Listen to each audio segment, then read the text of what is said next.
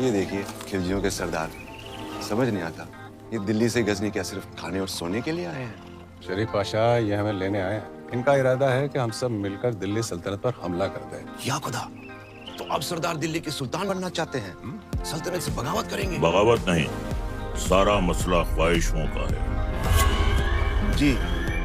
कब तक हम सल्तनत की खिदमत करते रहे? कब तक? हाँ, अब हम तो सल्तनत का तख्त चाहते हैं। कौन है ये गुस्ताख?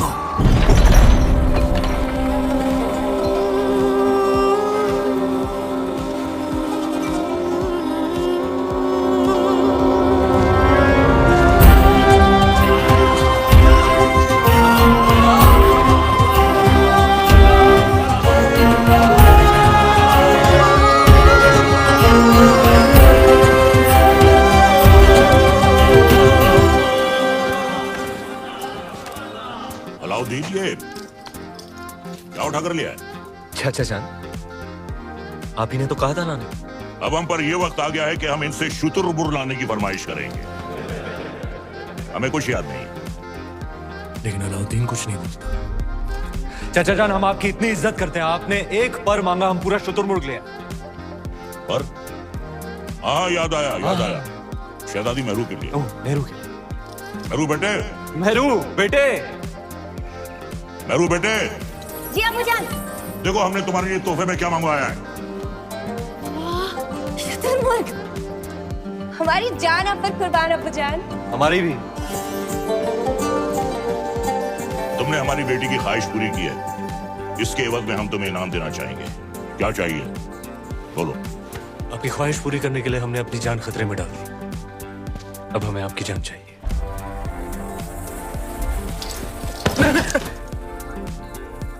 आपकी शहजादी मेहरुनिसा से हमारा निकाह। बड़ा शातिर है, एक नायाब चीज देकर दूसरी मांग रहा है। अल्लाह की बनाई हर नायाब चीज पर सिर्फ अलाउद्दीन का हक है। कौन कहता है? अलाउद्दीन। मेहरुनिसा बिन्ते जलालुद्दीन खिलजी, क्या तुम्हें अलाउद्दीन खिलजी के साथ निकाह कबूल है? कबूल है।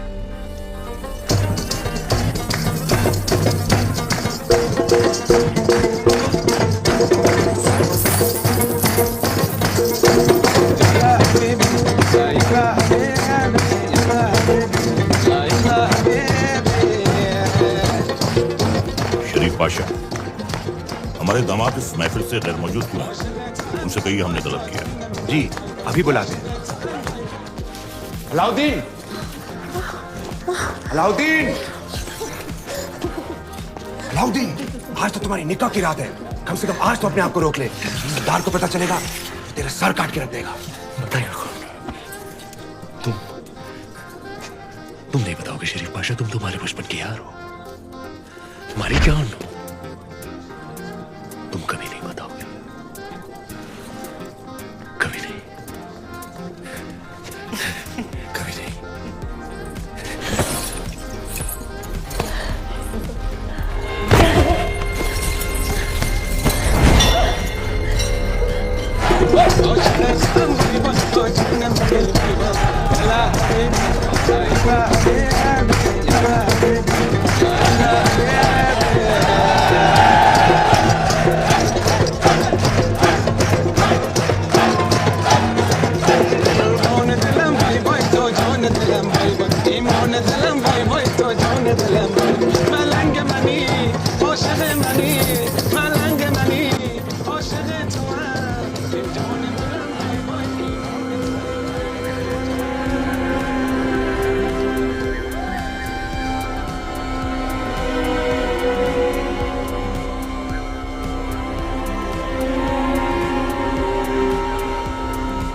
उस रात अलाउद्दीन का वहशीपन देख दोनों कांप उठे थे। धरती पर मेहरुनिसा और आसमान में चांद। हर नायाब चीज पर हक रखने वाला अलाउद्दीन बेखबर था कि वहां से हजारों मील दूर समंदर के उस पार इस दुनिया की सबसे नायाब खूबसूरती थी, सिंघल की राजकुमारी।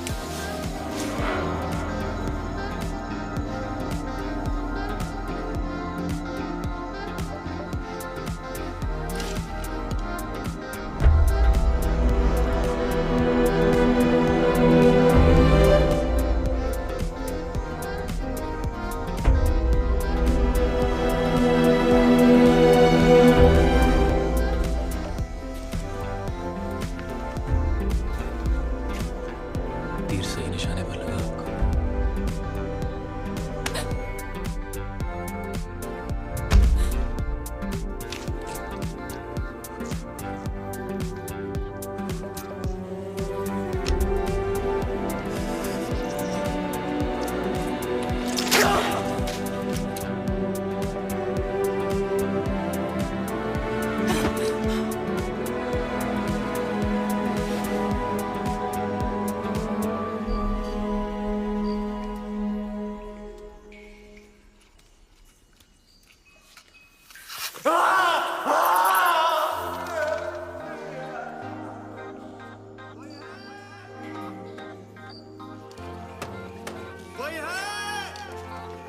वर्धन,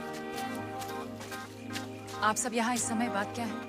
आज ही महल में मेहमान आए थे, मेवाड़ के रावल रतन सिंह जी। आते ही शिकार पर निकल गए, फिर वापस महल नहीं लौटे। महाराज ने उनको ढूंढने का आदेश दिया है। महाराज से कहना वो सुरक्षित है, गुफा में विश्राम करें। चलो चलो चलो।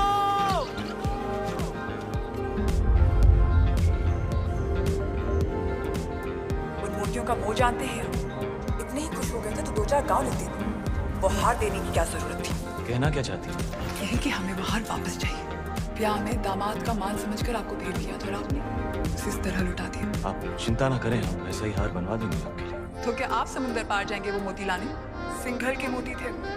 अब ना कभी वैसे मोती आएंगे ना वैसा हार बनेगा।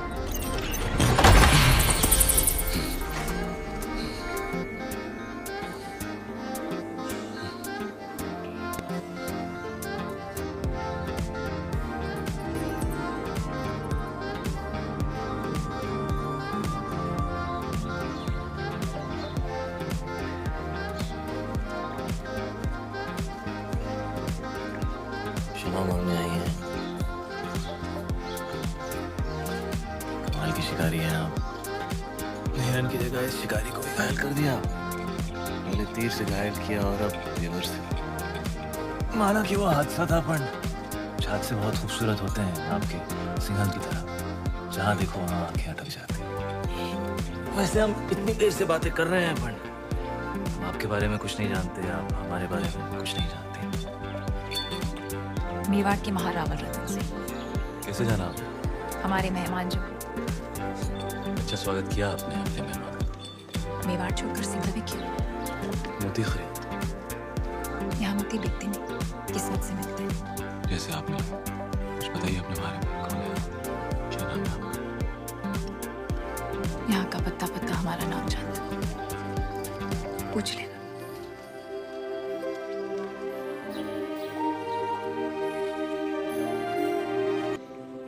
पद्मावती पिछले 2 दिन से आपकी सेवा कर रही है। पद्मावती,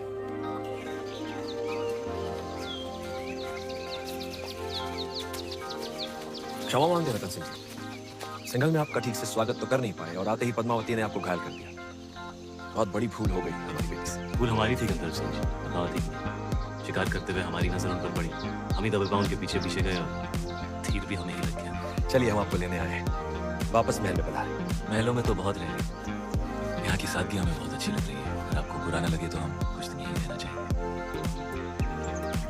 रतन सिंह जी, मेहमान बनकर आप आए थे यहाँ। अब लगने लगा है हमारे परिवार का हिस्सा है। हम चाहते हैं कि आप सिंघल से मोती लेकर जाएं, काम नहीं।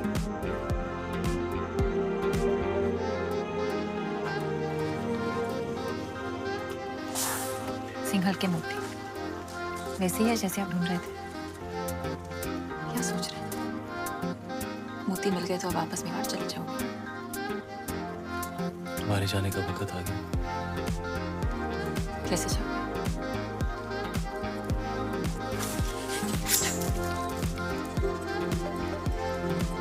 खाओ जो नहीं बोला। हमारे साथ मेवाड़ चलेंगे पद्मावती, हमारी पत्नी बनकर।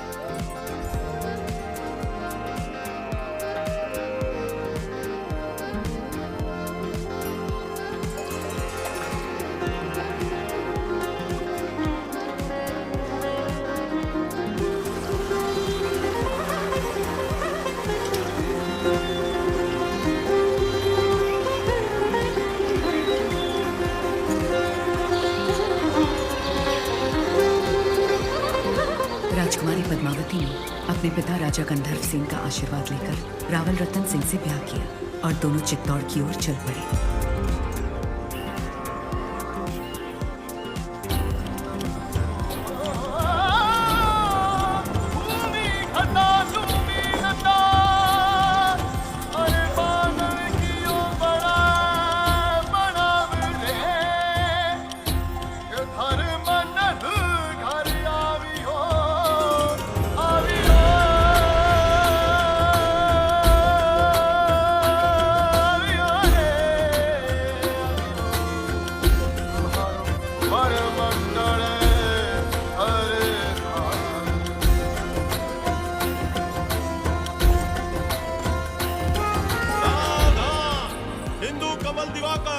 रघुकुल सूरत, मेवाड़ प्रभाकर, महारावल रतन सिंह जी दरबार में पधार रहे हैं।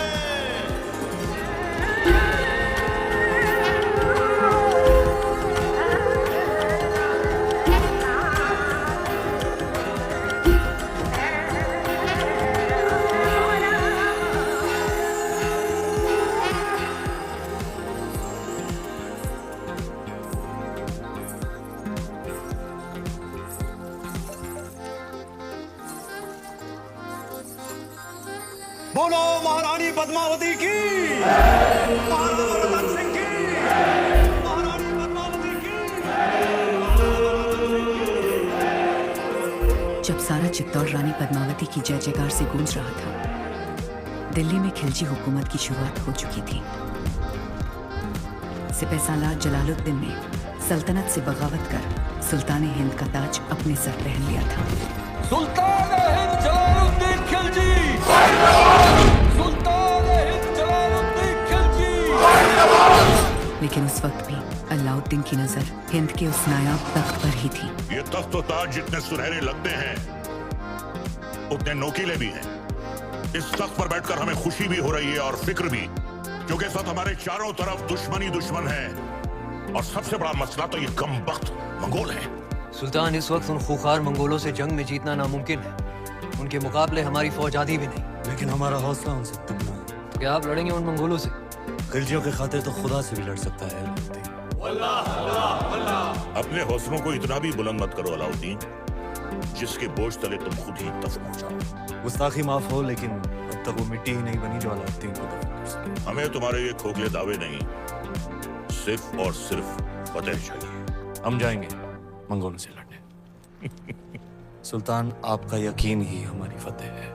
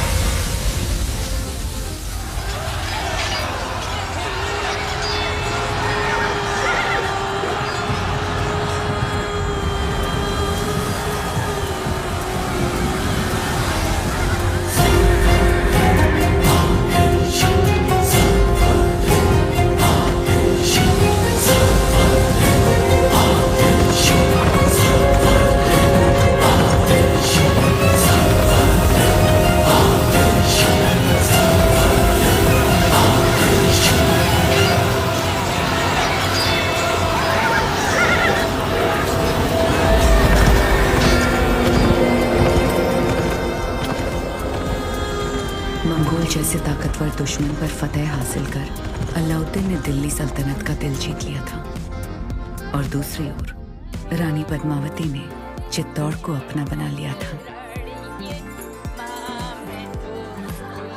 सूरज भाई साहब, संभल के, खारे घूम रहे दिन गए, कमर में लचक आ जाएगी। अब तो रानी सा करेगी घूमर कल गौरी पूजा के बाद। छोटी रानी सा घूमर और रंग चोखो जमना चाहिए। रंग तो जमेगा ही सूरज भाई साहब, क्योंकि कल ढोल हम बजाएंगे। अंदाता कौन भाई सा फिर बोलो तारो बड़ बोलो बेटो बीच में। ढोल बजाना तो दूर की बात बादल, घूमर बखत रानी वास में हुकुम रे सिवा कोई मत आ भी नहीं सकता। तो छोरा तू अपने ब्याह में जी भर के ढोल बजा लीजिए। रावल साहब पधार रहे हैं। सब मिलके नई दुल्हन को सता रहे हैं।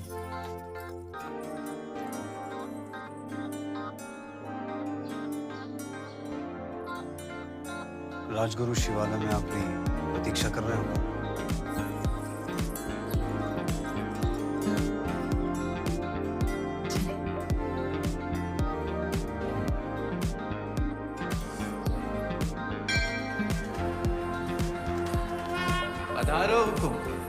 पद्मावती, आप हैं मेवाड़ के मार्गदर्शक और हमारे राजगुरु आचार्य राघव चेतन जी।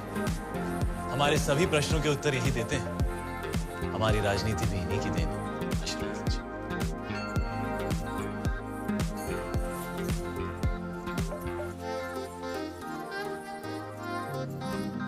अलौकिक सौंदर्य है आपका। सौंदर्य ही नहीं, गुण और समझ की भी धनी है हमारी रानी साहब। तो छोटी रानी साहब के जीवन में क्या अधिक महत्व रखता है, रूप या गुण? संभलिए रानी साहब, आपकी परीक्षा हो रही है। बताइए, रूप या गुण? गुण। और रूप? वो तो देखने वाले की आंखों में। अर्थात किसी को पत्थर में शिवलिंग दिखता है और किसी को शिवलिंग में भी पत्थर। जीवन का वर्णन 3 शब्द है। अमृत, प्रेम और त्याग। प्रेम क्या है? ईश्वर की आंख में उभरा हुआ खुशी का आंसू। आंसू क्या है? सुख और दुख की हद। सुख क्या है? भ्रम। सुना है युद्ध नीति की भी जानकार है। जी। रणभूमि में सबसे बड़ा शस्त्र क्या है? हिम्मत। जीवन में सबसे कठिन घड़ी? परीक्षा के बाद परिणाम की। और सबसे बड़ी भेंट? आशीर्वाद।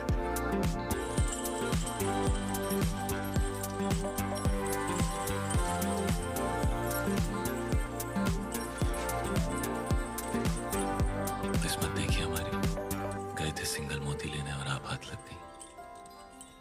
हमारी भी किस्मत देखिए, हिरण का शिकार करने गए थे और शेर गले पड़ गए।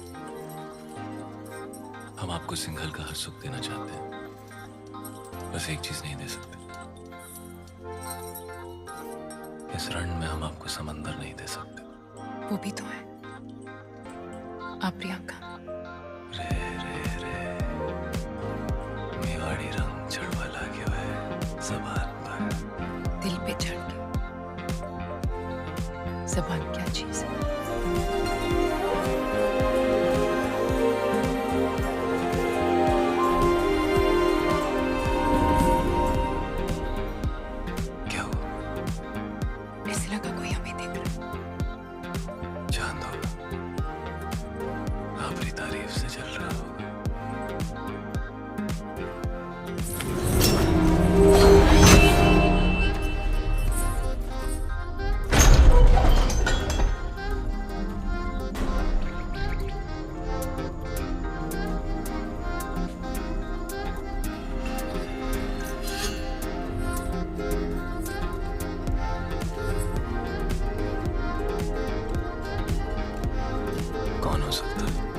चंदन की खुशबू आ रही और ऐसी खुशबू पूरे चित्तौड़ में एक ही आदमी रखा था।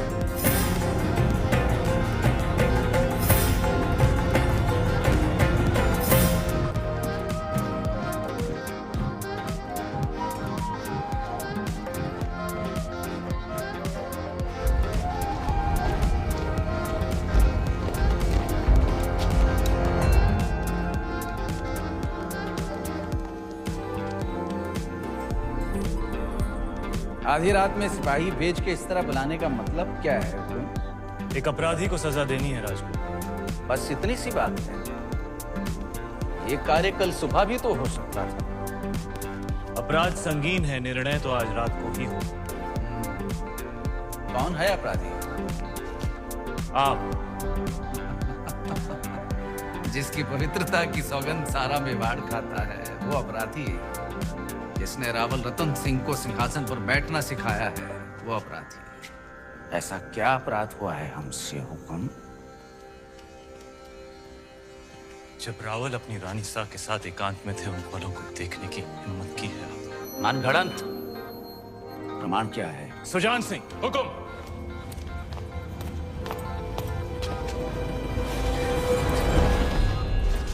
ये घाव हमारी कटार का है और प्रमाण आपका खून खुद दे रहा है। क्षमा कीजिए राजगुरु, हमने आपको गुरु समझा, विश्वास किया, चंदन समझकर माथे पर लगाया, पर आप तो चंदन से लिपटा सांप निकले। अगर हम चाहें तो इसी वक्त आपका सर कुचल सकते हैं, पर हत्या हमारे उसूलों के खिलाफ। ले जाइए इन्हें कारावास में, काल कोठरी का अंधेरा इनकी आंखों को शर्म सिखा देगा। क्षमा करे रावल साहब, पर हम कुछ कहना चाहते हैं। जिसकी मिट्टी में मिलावट हो जाए उसे मिट्टी से दूर कर देना ही अच्छा है। इनके अपराध की एक ही सजा हो सकती है, देश निकाला।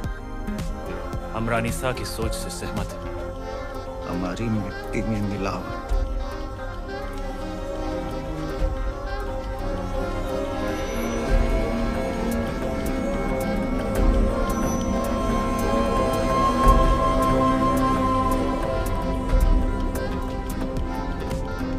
पीली हमने अपमान की आग, लेकिन इस आग में जलकर चित्ता और राख हो जाएगा।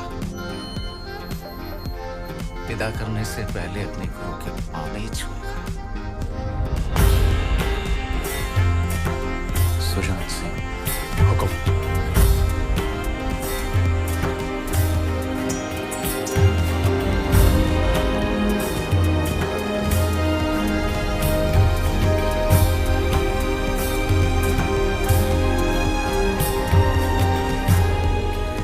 जा रहे हैं इस मिट्टी से दूर, लेकिन पूरे मेवाड़ को घुटने टेकने पर विवश नहीं किया तो मान लेना राघव चेतन इस संसार में।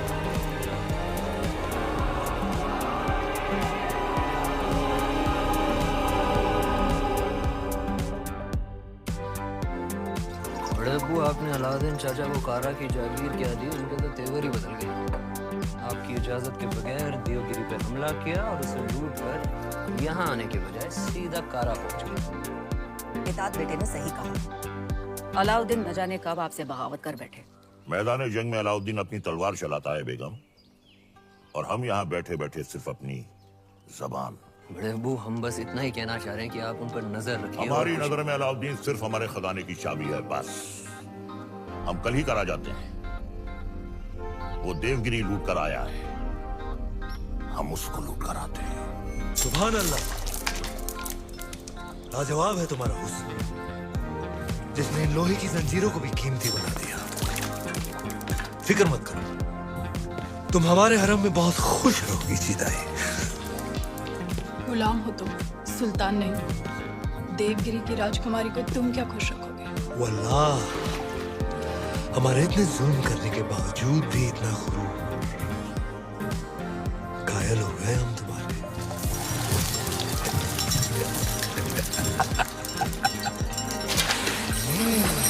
सरदार, आपका मंसूबा कामयाब